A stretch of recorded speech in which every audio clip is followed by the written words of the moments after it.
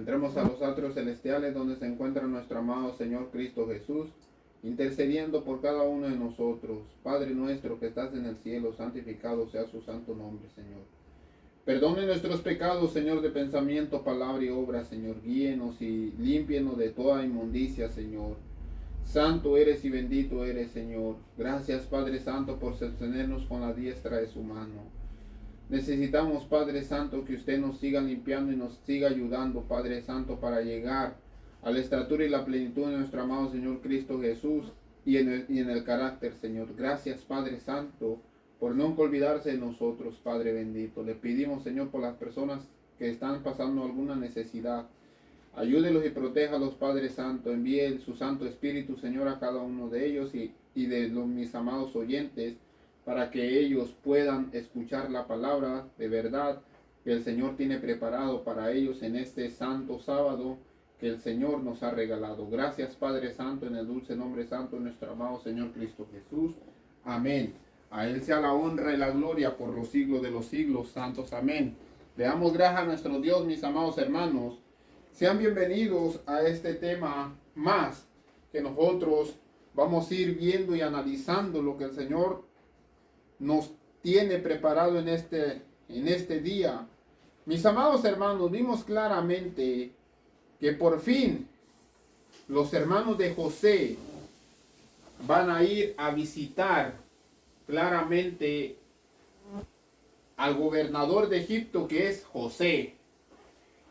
Ya después que el padre Jacob les dio la orden a sus hermanos que realmente se podrían llevar a su hermano Benjamín para que mirara al gobernador, porque el gobernador claramente lo estaba pidiendo. Entonces dice, tomaron aquellos varones el presente, tomaron en su mano el doble de la cantidad del dinero y a Benjamín. Claro, por supuesto que no se iban a olvidar del pequeño Benjamín. ¿Por qué? Porque realmente Benjamín era la clave, o era ese punto o esa cosa especial que ellos necesitaban para poder negociar en la ciudad de Egipto. Se levantaron y descendieron a Egipto y se presentaron delante de José. Mis amados hermanos, ¿quién era José? José es un hombre terrenal.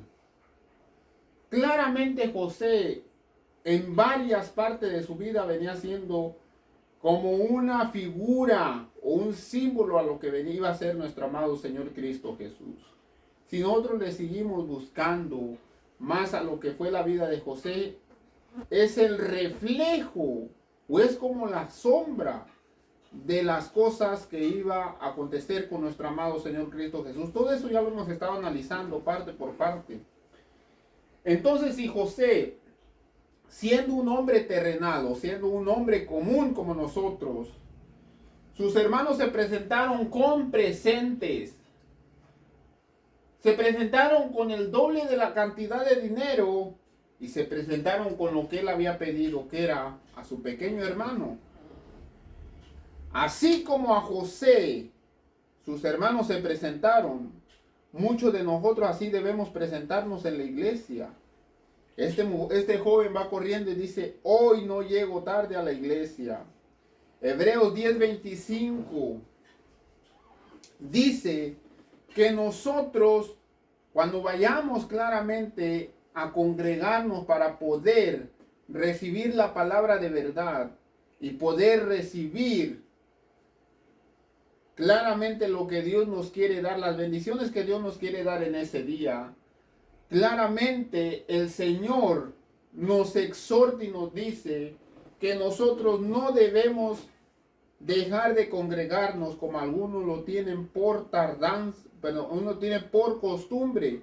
¿Qué es eso? Que claramente las personas debemos tener esa costumbre de congregarnos.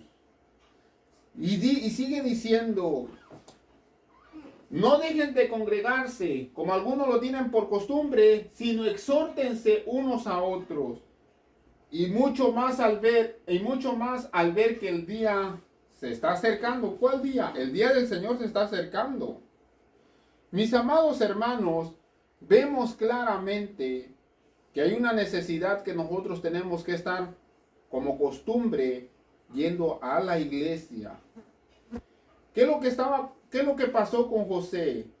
Los hermanos de José obligatoriamente o obligadamente por el hambre que ellos iban a tener o porque su pueblo estaba pasando por esa etapa de hambruna, tenían que estar ante la presencia de él y claramente llevaron lo mejor para podérselos presentar y así poder encontrar gracia delante de los ojos de él.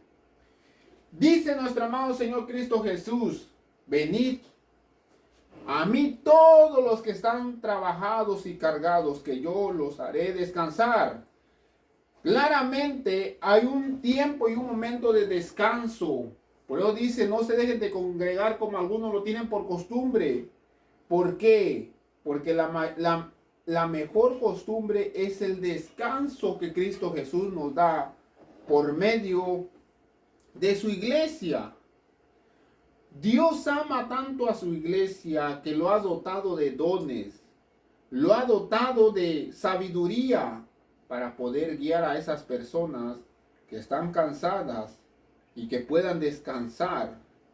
Sigue diciendo Jesús: llevad mi yugo sobre vosotros y aprended de mí, que soy manso y humilde de corazón, y hallaré descanso para vuestras almas. Hay personas que están con un corazón afligido, un corazón dolido, un corazón destrozado. Lo que Cristo Jesús quiere es sanarlos. ¿Y cómo lo va a sanar? Por medio de la iglesia. No dejen de congregarse como algunos lo tienen por costumbre. Por medio de la iglesia, Cristo Jesús. La iglesia debe de ser instrumento de Cristo Jesús para poder tomar a esas personas que están necesitadas de Dios. Aquí hay un comentario de algún teólogo y escuchen, lo dejé aquí porque me parece interesante lo que dice. Venir a Cristo significa creer en Él. Cristo Jesús dice: venir a mí todos los que están cansados, dice, es creer en Él. Convertíos y arrepentíos. La invitación es para todos aquellos que están cansados y cargados por el peso del pecado y necesitan descansar de todos sus esfuerzos inútiles. Hay muchas personas que están haciendo esfuerzos sobrehumanos, pero eso se le conoce esfuerzos inútiles por salvarse a sí mismo. Nadie se va a poder salvar a sí mismo. Todos debemos tomarnos de Cristo Jesús. Él es nuestra única salvación. Y justificarse delante de Dios mediante sus propias obras. Nadie puede salvarse por sus propias obras. Todos debemos ir a Cristo Jesús. Entonces, ya que nosotros tenemos la exhortación como iglesia de que a nosotros se nos ha dado la responsabilidad de poder ser luces a las personas o conocedores a las personas que no saben, o luces a las personas que están en oscuridad. Cristo nos dice en Colosenses 3:16 cómo hacer para yo tener una comunicación íntima.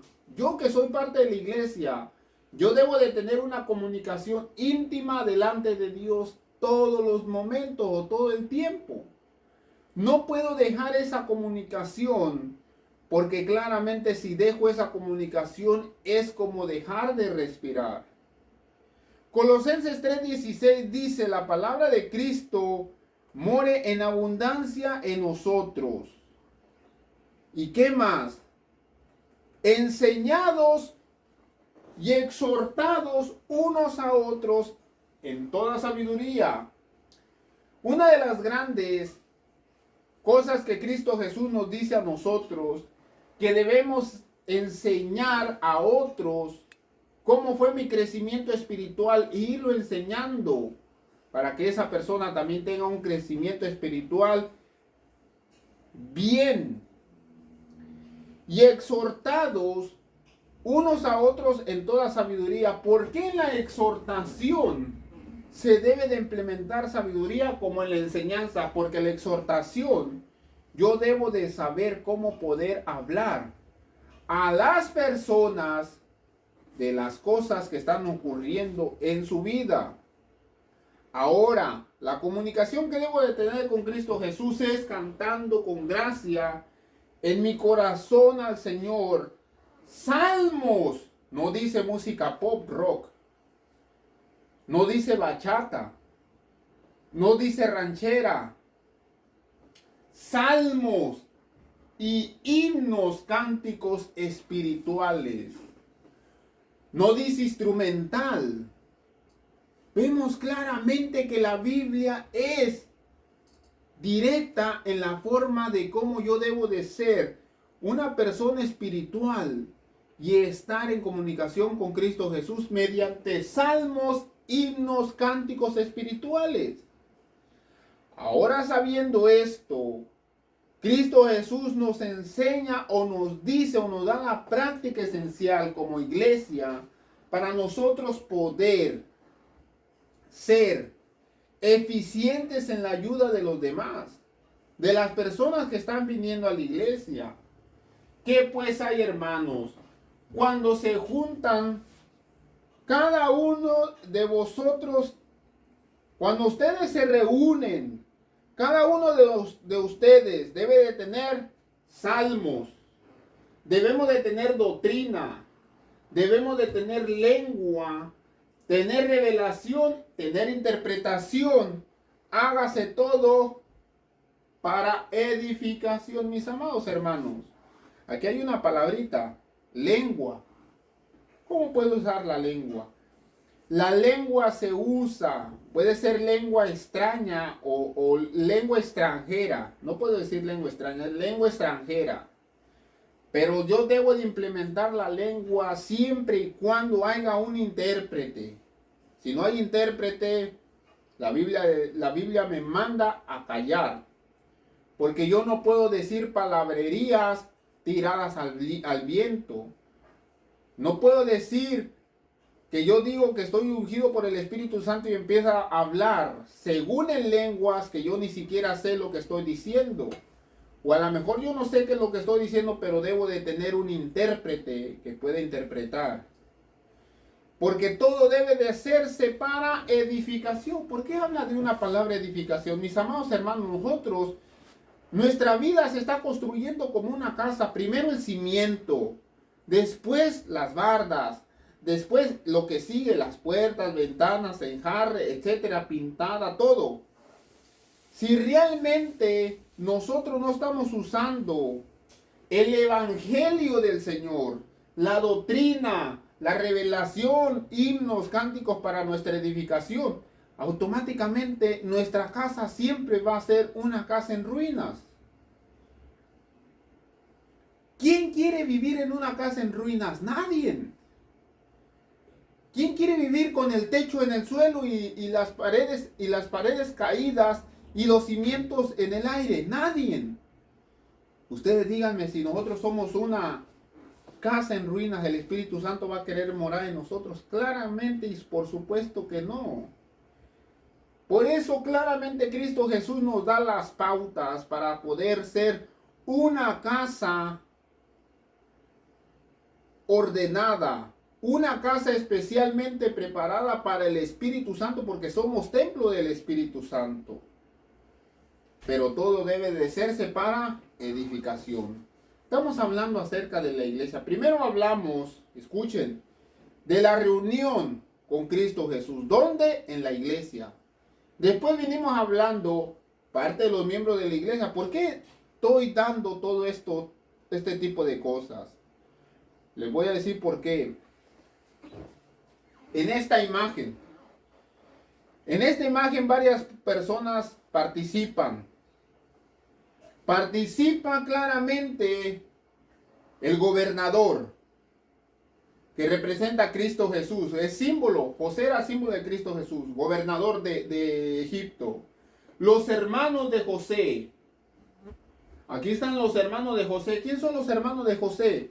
las personas que están necesitadas. Estos van con gran necesidad de que el gobernador les dé comida, les dé pan. Mas sin embargo, el gobernador, como Cristo Jesús, nos da pan en abundancia. Y aquí viene otro. Los colaboradores, allá vemos atrás a una persona egipcia, son los colaboradores, o sea, las personas que están al servicio del gobernador o del monarca. Nosotros somos los colaboradores, los que ayudamos a que conozcan al Rey de Reyes y al Señor de Señores. Cuando nosotros sabemos nuestro rol de trabajo o nuestro compromiso de trabajo, claramente seremos un grupo eficiente para la proclamación y la obra de nuestro Dios. Filipenses 2:3 dice que no hagamos o no nos vayamos a reunir para pelear. No hagan nada por contienda o por vanagloria. Hay muchas personas que dentro de la iglesia se creen claramente que por tener una voz bonita y empezar a cantar, se alzan y la vanagloria, mis amados hermanos, eso es terrible. Dios nos libre de la vanagloria. A muchos ministros nos creemos que por saber poquito de la Biblia, ya puedo llenar estadios. No, hermanos.